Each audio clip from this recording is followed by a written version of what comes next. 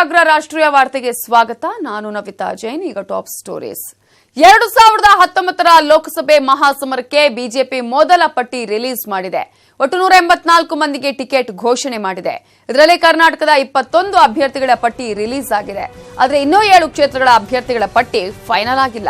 ಇದರಲ್ಲಿ ಹಾಲಿ ಸಂಸದ ಸಂಗಣ್ಣ ಕರಡಿ ಇರುವ ಕೊಪ್ಪಳ ಕ್ಷೇತ್ರಕ್ಕೂ ಅಭ್ಯರ್ಥಿ ಘೋಷಣೆ ಆಗಿಲ್ಲ. ಉಳಿದಂತೆ ಬಹುತೇಕ ಹಾಲಿ ಸಂಸದರಿಗೆಲ್ಲ ಟಿಕೆಟ್ ಸಿಕ್ಕಿದೆ. ಯಾವ ರಾಷ್ಟ್ರೀಯ ನಾಯಕರಿಗೆ ಎಲ್ಲಿಂದ ಟಿಕೆಟ್ ಸಿಕ್ಕಿದೆ ನೋಡೋಣ.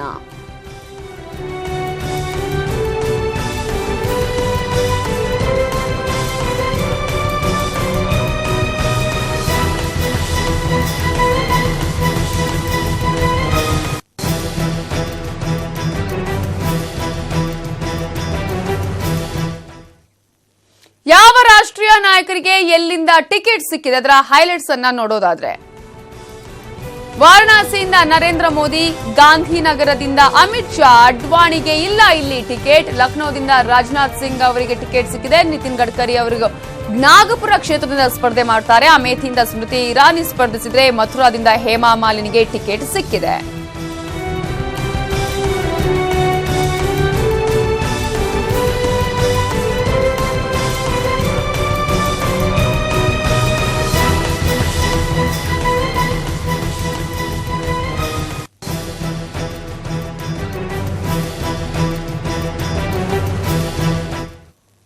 ಇನ್ನು ಕರ್ನಾಟಕದ 21 ಕ್ಷೇತ್ರಗಳ ಅಭ್ಯರ್ಥಿಗಳ ಘೋಷಣೆ ಆಗಿದೆ. ಆ ಪಟ್ಟಿಯನ್ನ ನೋಡೋಣ. ಬೆಳಗಾವಿ ಸುರೇಶ್ ಅಂಗಡಿ, ವಿಜಯಪುರ ರಮೇಶ್ ಜಿಗಜಿಣಗಿ ಸ್ಪರ್ಧೆ ಮಾಡ್ತಾರೆ. ಬೆಳಗಾವಿಯಿಂದ ಸುರೇಶ್ ಅಂಗಡಿ ಸ್ಪರ್ಧೆ ಮಾಡಿದ್ರೆ ಬೀದರ್ನಿಂದ ಭಗವಂತ್ ಖೂಬಾ ಅವರಿಗೆ ಟಿಕೆಟ್ ಸಿಕ್ಕಿದೆ. ಕಲಬುರಗಿಯಿಂದ ಉಮೇಶ್ ಜಾಧವ್ ಅವರು ಸ್ಪರ್ಧೆಯನ್ನ ಮಾಡೋದಕ್ಕೆ ಅವಕಾಶ ಸಿಕ್ಕಿದೆ. ಬಳ್ಳಾರಿಯಿಂದ ದೇವೇಂದ್ರಪ್ಪ ಅವರಿಗೆ ಅವಕಾಶ ಸಿಕ್ಕಿದೆ. ಹಾವೇರಿಯಿಂದ ಶಿವಕುಮಾರ್ ಉದಾಸಿ ಅವರಿಗೆ ಟಿಕೆಟ್ ಸಿಕ್ಕಿದೆ. ಬಿಜೆಪಿ ಅಭ್ಯರ್ಥಿಗಳನ್ನ ನಾವು ನೋಡೋದಾದ್ರೆ ಧಾರವಾಡದಿಂದ ಪ್ರಹ್ಲಾದ್ ಜೋಶಿ ಅವರಿಗೆ ಸಿಕ್ಕಿದ್ರೆ, ಉತ್ತರ ಕನ್ನಡದಿಂದ ಅನಂತ್ ಕುಮಾರ್ ಹೆಗಡೆ ಅವರಿಗೆ ಈಗಾಗಲೇ ಟಿಕೆಟ್ ಸಿಕ್ಕಿದೆ. ಇನ್ನು ದಾವಣಗೆರೆಯಿಂದ ಜಿಎಂ ಸಿದ್ದೇಶ್ವರ ಆಕಾಂಕ್ಷಿಯಾಗಿದ್ರೆ ಅವರಿಗೆ ಸಿಕ್ಕಿದೆ. ಬಿವೈ ರಾಘವೇಂದ್ರ ಶಿವಮೊಗ್ಗ ಕ್ಷೇತ್ರದಿಂದ ಸ್ಪರ್ಧೆ ಮಾಡೋದಕ್ಕೆ ಟಿಕೆಟ್ ಸಿಕ್ಕಿದ್ರೆ, ಪಿಸಿ ಗದ್ದಿಗೌಡ ಅವರು ಬಾಗಲಕೋಟೆ ಕ್ಷೇತ್ರದಿಂದ, ಶೋಭಾ ಕರಂದ್ಲಾಜೆ ಅವರು ಉಡುಪಿ ಚಿಕ್ಕಮಗಳೂರು ಕ್ಷೇತ್ರದಿಂದ ಅಭ್ಯರ್ಥಿಯಾಗಿ ಕಣಕ್ಕೆ ಇಳಿಯಲಿದ್ದಾರೆ. ಈಗಾಗಲೇ ಕರ್ನಾಟಕದ 21 ಅಭ್ಯರ್ಥಿಗಳ ಪಟ್ಟಿ ಕೂಡ ಬಿಜೆಪಿ ರಿಲೀಸ್ ಮಾಡಿದ್ದು, ಪಿಸಿ ಗದ್ದಿಗೌಡ ಅವರು ಬಾಗಲಕೋಟೆ ಕ್ಷೇತ್ರದಿಂದ ಟಿಕೆಟ್ ಸಿಕ್ಕಿದೆ. ಶೋಭಾ ಕರಂದ್ಲಾಜೆ ಅವರಿಗೆ ಉಡುಪಿ ಚಿಕ್ಕಮಗಳೂರು ಕ್ಷೇತ್ರ, ನಳಿನ್ ಕುಮಾರ್ ಕಟೀಲ್ ಅವರಿಗೆ ಆಲ್ರೆಡಿ ದಕ್ಷಿಣ ಕನ್ನಡದಿಂದ ಟಿಕೆಟ್ ಕೂಡ ಸಿಕ್ಕಿದೆ. ಹಾಸನದಿಂದ ಎ ಮಂಜು ಮನೆಯಷ್ಟು ಸ್ಪರ್ಧೆ ಬಿಜೆಪಿಗೆ ಸೇರ್ಪಡೆಗೊಂಡರು. ನಳಿನ್ ಕುಮಾರ್ ಕಟೀಲ್ ಬಿಜೆಪಿಯಿಂದ ಟಿಕೆಟ್ ಸಿಕ್ಕಿದೆ ದಕ್ಷಿಣ ಕನ್ನಡದಿಂದ. ಚಿತ್ರದುರ್ಗದಿಂದ ಎ ನಾರಾಯಣ ಸ್ವಾಮಿ ಹಾಗೆಯೇ ಜಿಎಸ್ ಬಸವರಾಜು ಅವರಿಗೂ ಕೂಡ ತುಮಕೂರಿನಿಂದ ಟಿಕೆಟ್ ಸಿಕ್ಕಿದೆ. ಸಾಕಷ್ಟು ವಿರೋಧ ಕೂಡ ಇತ್ತು ಜಿಎಸ್ ಬಸವರಾಜು ಅವರಿಗೆ. ಮೈಸೂರಿನಿಂದ ಪ್ರತಾಪ್ ಸಿಂಹ ಅವರಿಗೆ ಸಿಕ್ಕಿದ್ರೆ, ಚಾಮರಾಜನಗರದಿಂದ ಶ್ರೀನಿವಾಸ್ ಪ್ರಸಾದ್ ಅವರಿಗೆ ಬಿಜೆಪಿಯ ಅಭ್ಯರ್ಥಿಯಾಗಿ ಟಿಕೆಟ್ ಸಿಕ್ಕಿದೆ. ಬೆಂಗಳೂರು ಉತ್ತರದಿಂದ ಡಿವಿ ಸದಾನಂದ ಗೌಡ ಹಾಗೆಯೇ ಬೆಂಗಳೂರು ಸೆಂಟ್ರಲ್ ಕ್ಷೇತ್ರದಿಂದ ಪಿಸಿ ಮೋಹನ್ ಅವರಿಗೂ ಕೂಡ ಬಿಜೆಪಿ ಅಭ್ಯರ್ಥಿಯಾಗಿ ಕಣಕ್ಕಿಳಿಯೋದಕ್ಕೆ ಈಗಾಗಲೇ ಅವಕಾಶ ಸಿಕ್ಕಿದೆ. ಚಿಕ್ಕಬಳ್ಳಾಪುರದಿಂದ ಬಚ್ಚೇಗೌಡ ಅವರಿಗೆ ಟಿಕೆಟ್ ಸಿಕ್ಕಿದೆ. ಹಾಗೆಯೇ ಧಾರವಾಡ ಕ್ಷೇತ್ರದಿಂದ ಪ್ರಹ್ಲಾದ್ ಜೋಶಿ ಅವರು ಕಣಕ್ಕಿಳಿಯಲಿದ್ದಾರೆ. ಒಟ್ಟಾರೆ ಕರ್ನಾಟಕದ 21 ಅಭ್ಯರ್ಥಿಗಳ ಬಿಜೆಪಿಯ ಪಟ್ಟಿ ರಿಲೀಸ್ ಆಗಿದೆ. ಇನ್ನು ಕೂಡ 7 ಅಭ್ಯರ್ಥಿಗಳು, 7 ಕ್ಷೇತ್ರಗಳು, 7 ಅಭ್ಯರ್ಥಿಗಳು ಯಾರು ಅನ್ನೋದು ಈಗ ಇರುವಂತಹ ಕುತೂಹಲ. ಸಾಕಷ್ಟು ಇಲ್ಲೂ ಕೂಡ ಹಗ್ಗ ಜಗ್ಗಾಟ ಇದೆ ಅನ್ನುವಂತಹ ಮಾತುಗಳು ಕೇಳಿ ಬರ್ತಾ ಇದೆ. ಒಟ್ಟಾರೆ 21 ಕ್ಷೇತ್ರಗಳ ಅಭ್ಯರ್ಥಿಗಳು ಘೋಷಣೆ ಆಗಿದೆ. ಈಗಾಗಲೇ ನಾವು ಹೇಳಿದ ಹಾಗೆ ಇನ್ನೂ ಕೂಡ 7 ಕ್ಷೇತ್ರಗಳಿಗೆ ಅಭ್ಯರ್ಥಿಗಳು ಫೈನಲೈಸ್ ಆಗಿಲ್ಲ. ಹಾಗಾದ್ರೆ ಆ ಕ್ಷೇತ್ರಗಳು ಯಾವ್ಯಾವ್ದು ಅಂತ ನಾವು ನೋಡ್ತಾ ಹೋಗೋದಾದ್ರೆ, ಮಂಡ್ಯಕ್ಕೆ ಇನ್ನೂ ಕೂಡ ಬಿಜೆಪಿಯ ಅಭ್ಯರ್ಥಿ ಘೋಷಣೆ ಆಗಿಲ್ಲ. ಡಾಕ್ಟರ್ ಎಲ್ ಸಿದ್ದರಾಮಯ್ಯಗೆ ಟಿಕೆಟ್ ಸಿಗುತ್ತಾ ಇಲ್ಲಿ ಅಥವಾ ಸುಮಲತಾಗೆ ಪರೋಕ್ಷ ಬೆಂಬಲ ನೀಡುತ್ತಾ ಬಿಜೆಪಿ?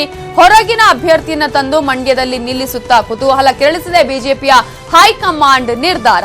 ಇನ್ನು ಮತ್ತೊಂದು ಕಡೆ ನಾವು ನೋಡ್ತಾ ಹೋಗೋದಾದ್ರೆ, ಬೆಂಗಳೂರು ದಕ್ಷಿಣ ಕ್ಷೇತ್ರದಿಂದ ಬೆಂಗಳೂರು ದಕ್ಷಿಣಕ್ಕೆ ಈಗಾಗಲೇ ಅನೌನ್ಸ್ ಆಗಿಲ್ಲ ಇಲ್ಲಿ ಟಿಕೆಟ್. ಯಾಕಂದ್ರೆ ಆಲ್ರೆಡಿ ಈಗ ಒಂದ್ ಕಡೆ ಬಿಜೆಪಿ ಮುಖಂಡರೇ ಟಿಕೆಟ್ ಅನೌನ್ಸ್ ಮಾಡಿದ್ದಾರೆ. ತೇಜಸ್ವಿನಿ ಅನಂತಕುಮಾರ್ ಅವರೇ ಪಕ್ಷದ ಅಭ್ಯರ್ಥಿ ಅಂತ ಹೇಳಿ. ಹಾಗಾಗಿ ತೇಜಸ್ವಿನಿ ಅನಂತಕುಮಾರ್ ಅವರಿಗೆ ಸಿಗುತ್ತಾ ಟಿಕೆಟ್?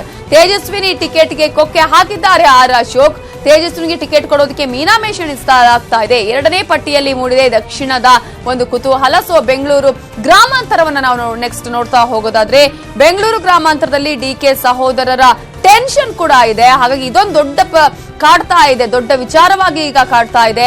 ಪ್ರಬಲ ಅಭ್ಯರ್ಥಿಯ ಕೊರತೆ ಇದೆ. ಒಂದ್ ಕಡೆ ಸಿಪಿ ಯೋಗೇಶ್ವರ್, ಎಂ ರವೀಂದ್ರ ಬಿಟ್ರೆ ಅಲ್ಲಿ ಅಭ್ಯರ್ಥಿಗಳೇ ಇಲ್ಲ. ಮತ್ತೊಂದ್ ಕಡೆ ಸಿಪಿ ಯೋಗೇಶ್ವರ ಅವರ ಮಗಳ ಪರ ಈಗ ಸಿಪಿ ಯೋಗೇಶ್ವರ್ ನಿಶಾ ಪರ ಬ್ಯಾಟಿಂಗ್ ಕೂಡ ಬೀಸಿದ್ದಾರೆ. ಸೊ ಯಾರಿಗೆ ಕೊಡಬೇಕು ಅನ್ನೋದೇ ಈಗ ಅಲ್ಲಿರುವಂತಹ ಒಂದು ಟೆನ್ಷನ್ ಅಂತಾನೆ ಹೇಳಬೇಕಾಗತ್ತೆ. ಇನ್ನು ಮತ್ತೊಂದು ಕ್ಷೇತ್ರ ಕೋಲಾರದಲ್ಲಿ ಡಿಎಸ್ ವೀರಯ್ಯ ಹಾಗೆಯೇ ಛಲವಾದಿ ನಾರಾಯಣಸ್ವಾಮಿ ಅವರ ನಡುವೆ ಪೈಪೋಟಿ ಕೂಡ ಇದೆ. ಡಿಎಸ್ ವೀರಯ್ಯ ಕೆ ಶಿವರಾಂ ಪರ ಬಿಎಸ್ವೈ ಲಾಬಿಯನ್ನ ಮಾಡಿದ್ದಾರೆ. ಕೆಎಚ್ ಮುನಿಯಪ್ಪ ಸೋಲಿಗೆ ಇರುವಂತಹ ಒಂದು ಅವಕಾಶದ ಬಳಕೆಯನ್ನ ಮಾಡಿಕೊಳ್ಳುವುದು ಮುನಿಯಪ್ಪ ವಿರುದ್ಧ ಪ್ರಬಲ ಅಭ್ಯರ್ಥಿಗಾಗಿ ಈಗ ಹುಡುಕಾಟವನ್ನ ಬಿಜೆಪಿ ಮಾಡ್ತಾ ಇದೆ. ಸೊ ಕಾಂಗ್ರೆಸ್ ಟಿಕೆಟ್ ಘೋಷಣೆವರೆಗೂ ಕೂಡ ಇಲ್ಲಿ ಕಾದು ನೋಡುವ ತಂತ್ರವನ್ನ ಬಿಜೆಪಿ ಅನುಸರಿಸ್ತಾ ಇದೆ. ಮತ್ತೊಂದು ಕ್ಷೇತ್ರ ರಾಯಚೂರು. ಎಸ್, ಈಗಾಗಲೇ ಕೊಪ್ಪಳದ ವಿಚಾರವನ್ನು ನಾವು ನೋಡಿದ್ರೆ ಇಲ್ಲಿ ಕೊಪ್ಪಳದಲ್ಲಿ ಪ್ರಕಟವಾಗಿಲ್ಲ ಇನ್ನು ಕೂಡ ಹಾಲಿ ಸಂಸದ ಸಂಗಣ್ಣ ಕರಡಿ ಹೆಸರು. 2ನೇ ಹಂತದಲ್ಲೂ ಕೂಡ ಘೋಷಣೆ ಆಗೋದೇ ಇಲ್ಲಿ ಅನುಮಾನ ಅಂತ ಹೇಳಲಾಗ್ತದೆ. ಯಾಕಂದ್ರೆ ಈಗಾಗಲೇ ಅಸಮಾಧಾನವನ್ನ ಹೊರ ಹಾಕಿದ್ದಾರೆ ಕರಡಿ ಅವರು. ಕಾರಣ ಗೊತ್ತಿಲ್ಲ, ನೋಡೋಣ ಅಂತ ಹೇಳಿದ್ದಾರೆ ಸಂಗಣ್ಣ ಕರಡಿ ಅವರು. ಹಾಗಾಗಿ ಸಾಕಷ್ಟು ಜಿದ್ದಾಜಿದ್ದಿನ ಕ್ಷೇತ್ರಗಳು ಕೂಡ ಇದೆ. ಆ ಕ್ಷೇತ್ರಗಳಲ್ಲಿ ಬಿಜೆಪಿ ಯಾರನ್ನ ಕಣಕ್ಕಿಳಿಸುತ್ತೆ, ಈಗ ಒಂದು ರೀತಿಯ ಟೆನ್ಷನ್ ಕೂಡ ಇದೆ ಬಿಜೆಪಿಗೆ.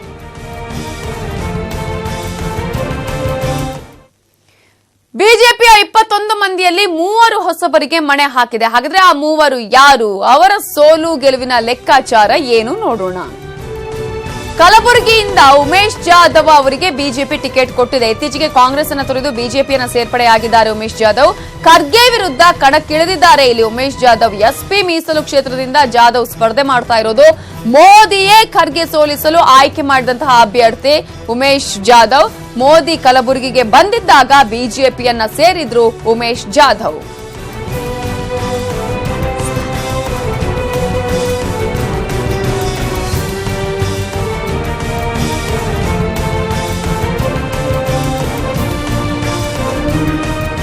ಇನ್ನು ಚಿತ್ರದುರ್ಗದ ವಿಚಾರವನ್ನ ನಾವು ನೋಡಿದ್ರೆ ನಾರಾಯಣಸ್ವಾಮಿ ಸ್ಪರ್ಧೆಗೆ ಸ್ವಪಕ್ಷದಲ್ಲೇ ಸಾಕಷ್ಟು ವಿರೋಧ ಇದೆ.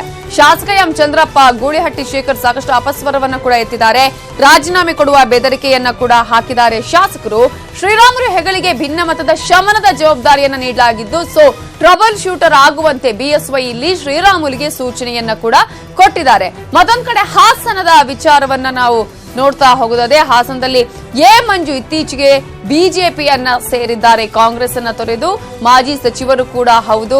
ಹಾಗೆಯೇ ದೇವೇಗೌಡರ ಭದ್ರಕೋಟೆಯಿಂದ ಇವರು ಸ್ಪರ್ಧೆಯನ್ನ ಮಾಡ್ತಾ ಇದ್ದಾರೆ. ಈ ಹಿಂದೆ ಕೂಡ ಅದೇ ಕ್ಷೇತ್ರದಿಂದ ಸ್ಪರ್ಧೆಯನ್ನ ಮಾಡಿದ್ದು ದೇವೇಗೌಡರ ಮೊಮ್ಮಗ ಪ್ರಜ್ವಲ್ ರೇವಣ್ಣ ವಿರುದ್ಧ ಕಣಕ್ಕೆ ಇಳಿದಿದ್ದು ಹಾಲಿ ಬಿಜೆಪಿ ಜಿಲ್ಲಾಧ್ಯಕ್ಷ ಯೋಗ ರಮೇಶ್ ಕಾಂಗ್ರೆಸ್ಗೆ ಕೂಡ ಸೇರ್ಪಡೆಯಾಗಿದ್ದು ಹಾಸನದಲ್ಲಿ ಈಗ ಮಂಜುಗೆ ಒಂದಷ್ಟು ಗೆಲುವು ಕಷ್ಟ ಅಂತ ಹೇಳಲಾಗ್ತಾ ಇದೆ.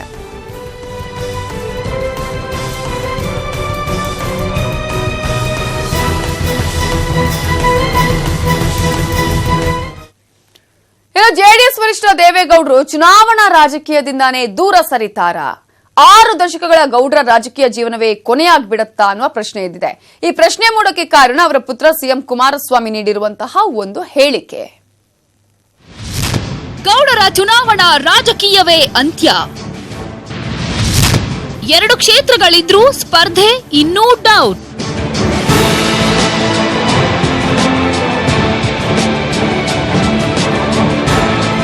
ದಕ್ಷಿಣ ಭಾರತದಲ್ಲಿಯೇ ಅತ್ಯಂತ ಹಿರಿಯ ರಾಜಕಾರಣಿ ಎಚ್.ಡಿ. ದೇವೇಗೌಡ ತಮ್ಮ 6 ದಶಕಗಳ ರಾಜಕೀಯ ಅನುಭವದಲ್ಲಿ ಎಂದೂ ಚುನಾವಣಾ ಅಖಾಡಕ್ಕಿಳಿಯುವಾಗ ಕ್ಷೇತ್ರದ ಬಗ್ಗೆ ತಲೆ ಕೆಡಿಸಿಕೊಂಡವರಲ್ಲ. ಆದ್ರೆ ಈಗ ಸ್ವಲ್ಪ ಯೋಚಿಸುವಂತಾಗಿದೆ. ಎಲ್ಲದಕ್ಕಿಂತ ಹೆಚ್ಚಾಗಿ ಈ ಬಾರಿ ಕಣಕ್ಕಿಳಿಯಬೇಕೋ ಬೇಡವೋ ಅಂತ ಇನ್ನೂ ನಿರ್ಧರಿಸಿಯೇ ಇಲ್ವಂತೆ. ಈ ಮಾತನ್ನ ಹೇಳಿದ್ದು ಬೇರ್ಯಾರು ಅಲ್ಲ, ಖುದ್ದು ಅವರ ಪುತ್ರ ಸಿಎಂ ಕುಮಾರಸ್ವಾಮಿ. ಇವತ್ತು ಹಲವಾರು ನಾಯಕರುಗಳ ಒತ್ತಾಯ, ಈ ಒಂದು ಚುನಾವಣೆಯಲ್ಲಿ ನೀವು ನಿಲ್ಲೇಬೇಕು ಅಂತಕ್ಕಂಥ ಒತ್ತಾಯ ಏನಿದೆ, ಅದರ ಹಿನ್ನೆಲೆಯಲ್ಲಿ ನಿಲ್ತಕ್ಕಂಥದ್ದಕ್ಕೆ ಅವರಿನ್ನೂ ತೀರ್ಮಾನ ಮಾಡಿಲ್ಲ. ಇನ್ನೂ ಕ್ಲಾರಿಟಿ ಇಲ್ಲ ಅವರಲ್ಲಿ, ನಿಲ್ಲಬೇಕೋ ಬೇಡವೋ ಅಂತೇಳಿ. ಈ ಕಾರಣದಿಂದಲೇ ಇಡೀ ರಾಜಕೀಯ ನಾಯಕರಿಗೆಲ್ಲ ಹಾಗೂ ಗೌಡರ ಬೆಂಬಲಿಗರಿಗೆಲ್ಲ ಅನುಮಾನ ಶುರುವಾಗಿದೆ. ಮೊಮ್ಮಕ್ಕಳನ್ನ ಗೆಲ್ಲಿಸುವ ಜವಾಬ್ದಾರಿ ಹೊತ್ತು ತಾವು ಸ್ಪರ್ಧಿಸದೇ ಇರೋದಕ್ಕೆ ತೀರ್ಮಾನಿಸಿ ಬಿಡ್ತಾರಾ ಅನ್ನೋ ಸಂಶಯ ಇದೆ. ಯಾಕಂದ್ರೆ ನಿನ್ನೆ ಬೆಂಗಳೂರು ಉತ್ತರ ಕ್ಷೇತ್ರದ ಶಾಸಕರು ಬೆಂಬಲಿಗರು ಬಂದು ಸ್ಪರ್ಧಿಸುವಂತೆ ಒತ್ತಾಯಿಸಿದ್ರು. ದೇವೇಗೌಡರು ಮೌನಕ್ಕೆ ಶರಣಾಗಿದ್ದಾರೆ. ಇಂದು ಕೂಡ ತುಮಕೂರು ಶಾಸಕ ಗೌರಿಶಂಕರ್ ಮತ್ತು ಸಾಕಷ್ಟು ಕಾರ್ಯಕರ್ತರು ಬಂದು ತಮ್ಮ ಜಿಲ್ಲೆಯಲ್ಲೇ ಸ್ಪರ್ಧೆ ಮಾಡಿ ಅಂತ ಮನವಿ ಮಾಡಿದ್ರು. ಆದರೂ ದೇವೇಗೌಡರು ತಮ್ಮ ನಿರ್ಧಾರವನ್ನ ಮಾತ್ರ ಪ್ರಕಟಿಸಿಯೇ ಇಲ್ಲ. ಏನಿಲ್ಲ, ನಾವು ಒತ್ತಾಯ ಮಾಡ್ತಾ ಇದೀವಿ ದೇವೇಗೌಡರಿಗೆ. ತುಮಕೂರಿನಿಂದಾನೇ ಕಂಟೆಸ್ಟ್ ಮಾಡ್ಬೇಕು ನೀವು ಅಂತ ಇವತ್ತು ನನ್ನ ಕಾನ್ಸ್ಟಿಟ್ಯೂನ್ಸಿಯಿಂದ ಸುಮಾರು 300ಕ್ಕೂ ಹೆಚ್ಚು ವೆಹಿಕಲಲ್ಲಿ ಸುಮಾರು ಒಂದು 2 ವರ್ಷ ಜನ ಬಂದಿದ್ದೇವೆ. ಇವತ್ತು ಅವ್ರನ್ನ ಕರೆದಿದ್ದೇವೆ.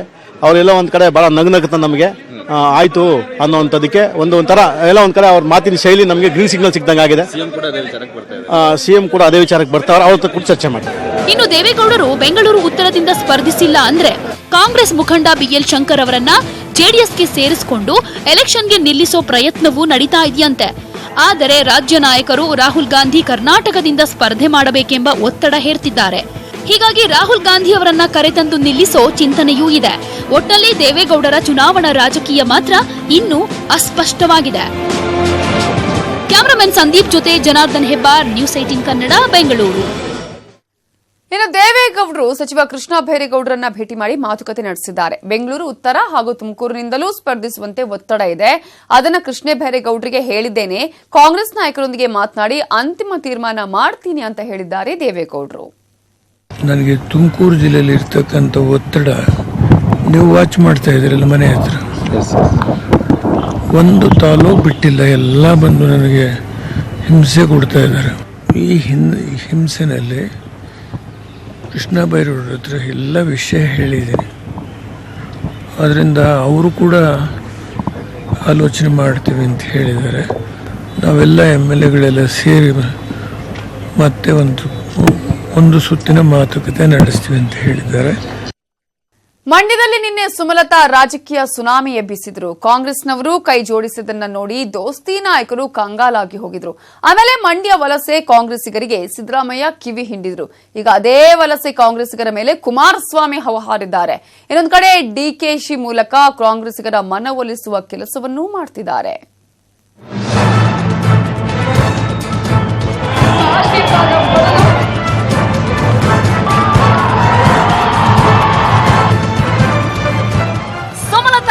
ಸೋಮಲತಾ ಅನ್ನೋ ಸುಂಟರಗಾಳಿ ಮಂಡ್ಯವನ್ನೆಲ್ಲ ಸುತ್ತಿ ದೋಸ್ತಿ ನಾಯಕರನ್ನ ತರಗೆಲೆ ಥರ ತಿರುಗಿಸಿ ಎಸೆತಿದ್ದಾರೆ. ಆ ಮಟ್ಟಿಗೆ ಸುಮಲತಾ ಪ್ರಚಾರ ಸುನಾಮಿ ಎಬ್ಬಿಸಿದೆ. ನಿಖಿಲ್ ವಿರುದ್ಧ ಮಂಡ್ಯ ಕಾಂಗ್ರೆಸ್ಸಿಗರೇ ತಿರುಗಿ ಬಿದ್ದಿರೋದು ಇತಿಹಾಸ. ಆದ್ರೆ ಮಂಡ್ಯದಲ್ಲಿ ಸುನಾಮಿ ತಡೆದು ನಿಖಿಲ್ರನ್ನ ಗೆಲ್ಲಿಸೋಕೆ ಕಾಂಗ್ರೆಸ್ ಜೆಡಿಎಸ್ ಪಣ ತೊಟ್ಟಿದ್ರೆ ಮಾಜಿ ಸಚಿವ ಚೆಲುವರಾಯಸ್ವಾಮಿ ಕುಮಾರಸ್ವಾಮಿ ವಿರುದ್ಧ ಹಠ ಸಾಧಿಸುತ್ತಿದ್ದಾರೆ. ಸಿದ್ದರಾಮಯ್ಯ ಹೇಳಿದ್ರೂ ಕೇಳ್ತಿಲ್ಲ. ಬೆನ್ನಿಗೆ ಚೂರಿ ಹಾಕಿದವರ ಬಳಿ ಭಿಕ್ಷೆ ಬೇಡಲ್ಲ. ಹಿಂಬಾಗಿಲಲ್ಲಿ ಹೋದವರನ್ನ ಮತ್ತೆ ನಂಬಲ್ಲ. ಚೆಲುವರಾಯಸ್ವಾಮಿಗೆ HDK ತಿರುಗೇಟು. ಮಂಡ್ಯದಲ್ಲಿ ಪಾಪ ಕೆಲವು ನಾಯಕರುಗಳು ಬಹಳ ಮುಂದೆ ಹೋಗ್ಬಿಟ್ಟಿದ್ದಾರೆ. ಅಂಥವ್ರ ಜೊತೆ ನಾನು ಚರ್ಚೆ ಮಾಡ್ತಕ್ಕಂಥದ್ದು ಈಗ ಅವಶ್ಯಕತೆ ಇಲ್ಲ ಅಂತಕ್ಕಂಥದ್ದು. ಬೆನ್ನಿಗೆ ಚೂರಿ ಆಗ್ತಕ್ಕಂಥವ್ರನ್ನ ನಂಬೋದ್ರ ಬದಲು ಯಾರು ಪ್ರಾಮಾಣಿಕವಾಗಿ ದುಡಿಮೆ ಮಾಡ್ತಾರೆ, ನಾನು ಎಲ್ರಿಗೂ ದೋಷ ಕೊಡೋದಿಲ್ಲ. ಆದರೆ ಅಲ್ಲಿ ಕೆಲವರಿದ್ದಾರೆ, ಗೊತ್ತಿದೆ ನನಗೆ. ನಾನು ನನ್ನ ಸ್ವಾಭಿಮಾನ ಕಳ್ಕೊಂಡು ಅವ್ರ ಮುಂದೆ ಹೋಗಿ ಬೇಡ್ಕೊಳ್ತಕ್ಕಂಥ ಪರಿಸ್ಥಿತಿ ನನಗೆ ಬರೋದೂ ಇಲ್ಲ, ಅದರ ಅವಶ್ಯಕತೆಯೂ ಇಲ್ಲ. ಮೂಲ ಕಾಂಗ್ರೆಸ್ಸಿಗರೇನಿದ್ದಾರೆ ಹಲವಾರು ಜನ ಇವತ್ತು ಪ್ರೀತಿಯಿಂದ ಹಾರೈಸಿದ್ದಾರೆ. ಈಗಲೂ ಅವ್ರಿಗೆ ಹೇಳ್ತಕ್ಕಂಥದ್ದು ಪಶ್ಚಾತ್ತಾಪ ಆಗಿದೆ. ಯಾರು ರಾಜಕೀಯದಲ್ಲಿ ಶತ್ರುಗಳು ಮಿತ್ರರು ಅಂತಕ್ಕಂಥದ್ದಿಲ್ಲ. ಕಾಂಗ್ರೆಸ್ನಲ್ಲಿ ಇವತ್ತು ತೀರ್ಮಾನ ಮಾಡಿದ್ದಾರೆ. ಮಂಡ್ಯ ಒಂದು ಕ್ಷೇತ್ರ ಬಿಟ್ಟುಕೊಟ್ಟಿದ್ದಾರೆ ಮೈತ್ರಿ ಸರ್ಕಾರದಲ್ಲಿ. ಇವರು ಇವರದೇ ಆದಂಥ ಹಠದ ಸ್ವಭಾವದಿಂದ ಏನೋ ಹಿಂದಿನ ದ್ವೇಷ ತೀರಿಸ್ಕೊತೀವಿ ಅಂತ ಹೇಳಿ ಹೋಗೋದಾದರೆ ಸಂತೋಷ. ಅವ್ರು ಎಲ್ಲಿ ಬೇಕಾದ್ರೂ ಕೆಲಸ ಮಾಡಬಹುದು. ಕುಮಾರಸ್ವಾಮಿ ಹೀಗೆ ಚೆಲುವರಾಯಸ್ವಾಮಿಗೆ ಲೆಫ್ಟ್ ರೈಟ್ ಅಂತ ಕ್ಲಾಸ್ ತಗೊಂಡಿದ್ದು ಚೆಲುವರಾಯಸ್ವಾಮಿಗೆ ಅರಗಿಸಿಕೊಳ್ಳೋಕೆ ಆಗ್ತಿಲ್ಲ. ಏನ್ ಸರ್ ಇದೆಲ್ಲ ಅಂದ್ರೆ ಮಾತೆ ಆಡದೆ ಕಾರು ಹತ್ತಿ ಹೊರಟು ಹೋದ್ರು.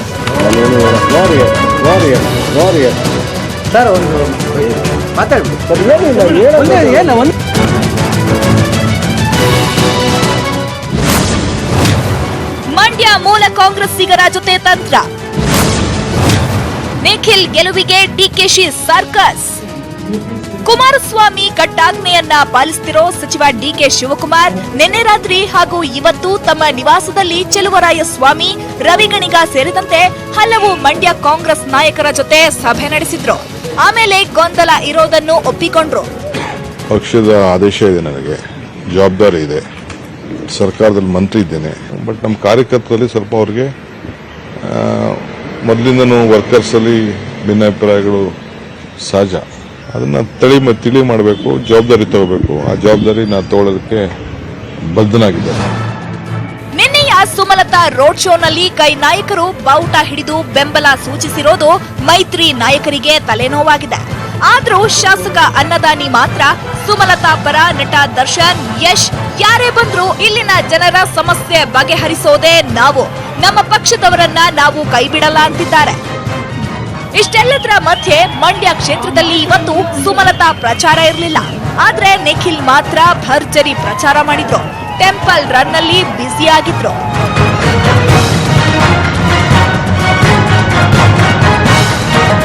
Political bureau, news 18 Kannada. Speaker Ramesh Kumar ಮತ್ತು ಸಂಸದ ಕೆಎಚ್ ಮುನಿಯಪ್ಪ ನಡುವಿನ ಮುನಿಸು ಸದ್ಯಕ್ಕೆ ಶಮನವಾಗುವ ಲಕ್ಷಣಗಳು ಕಾಣ್ತಾ ಇಲ್ಲ. ಮುನಿಯಪ್ಪಗೆ ಟಿಕೆಟ್ ಕೊಡಬಾರದು ಅಂತ ಹೇಳಿ ರಮೇಶ್ ಕುಮಾರ್ ಕದ ತಟ್ಟಿ ಬಂದಿದ್ದಾರೆ. ಇದಕ್ಕೆ ಕಿಡಿಕಾರಿರುವ ಕೆಎಚ್ ಮುನಿಯಪ್ಪ ನಮ್ಮದು ಗಂಡ ಹೆಂಡತಿ ಸಂಬಂಧ ಅಂತ ಹೇಳಿದ್ರು. ಇದಕ್ಕೆ ಪ್ರತಿಕ್ರಿಯಿಸಿರುವ ಸ್ಪೀಕರ್ ರಮೇಶ್ ಕುಮಾರ್, ನಾನ್ ಹಾಗೆ ಈ ಗಂಡಸರೊಂದಿಗೆ ಮಲಗಲ್ಲ ಅಂತ ವ್ಯಂಗ್ಯವಾಡಿದ್ದಾರೆ. ಇಲ್ಲ, ನಾನಂಗೆಲ್ಲ ಯಾರ ಜೊತೆಗೂ ಮಲಗಲ್ಲ, ಬರೀ ಮನೆ ಅಷ್ಟೇ. ಅವ್ರು ಹೇಳ್ತಾರೆ ಅವ್ರಿಗೆ ಇಷ್ಟ ಇರ್ಬೋದು ಮಲ್ಕೊಳಕ್ಕೆ, ನಾ ಮಲ್ಗೋದಿಲ್ಲ. ಅಲ್ಲ, ಯಾಕಂದ್ರೆ ಪದ್ಮನ ಕೈತಿಂದ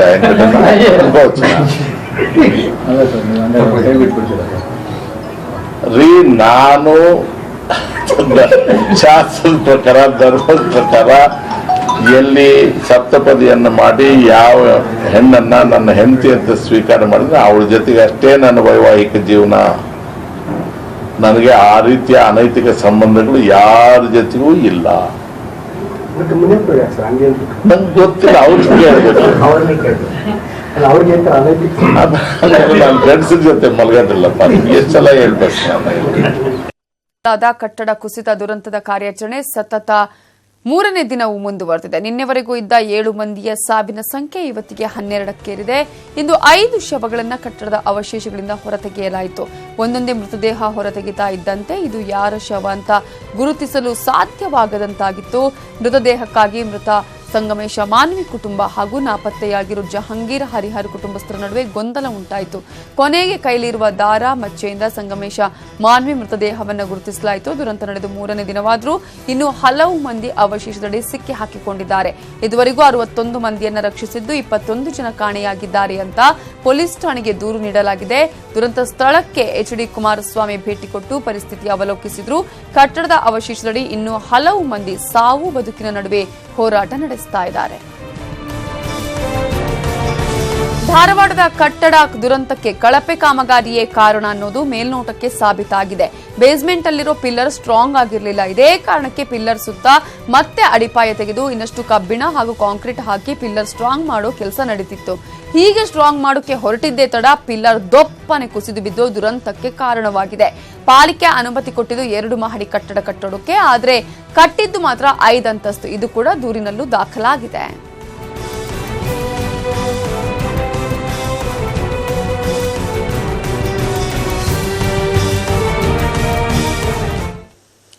ಪುಲ್ವಾಮಾ ಉಗ್ರ ದಾಳಿ ಬಳಿಕ ಜಾಗತಿಕ ಮಟ್ಟದಲ್ಲಿ ವ್ಯಾಪಕ ಟೀಕೆಗೆ ಗುರಿಯಾಗಿರುವ ಪಾಕಿಸ್ತಾನಕ್ಕೆ ಅಮೆರಿಕ ಅಧ್ಯಕ್ಷ ಡೊನಾಲ್ಡ್ ಟ್ರಂಪ್ ಎಚ್ಚರಿಕೆ ಕೊಟ್ಟಿದ್ದಾರೆ. ಭಾರತದಲ್ಲಿ ಇನ್ನೊಂದು ಉಗ್ರ ದಾಳಿ ನಡೆದರೆ ಪಾಕಿಸ್ತಾನಕ್ಕೆ ಗ್ರಹಚಾರ ನೆಟ್ಟಗಿರಲ್ಲ ಅಂತ ವಾರ್ನಿಂಗ್ ಕೊಟ್ಟು ಭಾರತದ ಪರ ನಿಂತಿದ್ದಾರೆ. ಉಗ್ರರ ದಮನಕ್ಕಾಗಿ ಪಾಕಿಸ್ತಾನ ಯಾವ ರೀತಿಯ ಕ್ರಮಗಳನ್ನು ಕೈಗೊಳ್ಳುತ್ತೆ ಅನ್ನೋದು ನಾವು ಗಮನಿಸಬೇಕಿದೆ ಅಂತ ಟ್ರಂಪ್ ಹೇಳಿದ್ದಾರೆ. ಈ ಮೂಲಕ ಪಾಕಿಸ್ತಾನ ಮತ್ತೆ ತನ್ನ ಬಾಲ ಬಿಚ್ಚಿದ್ರೆ ಹುಷಾರ್ ಅಂತ ಅಮೆರಿಕ ಎಚ್ಚರಿಸಿದೆ.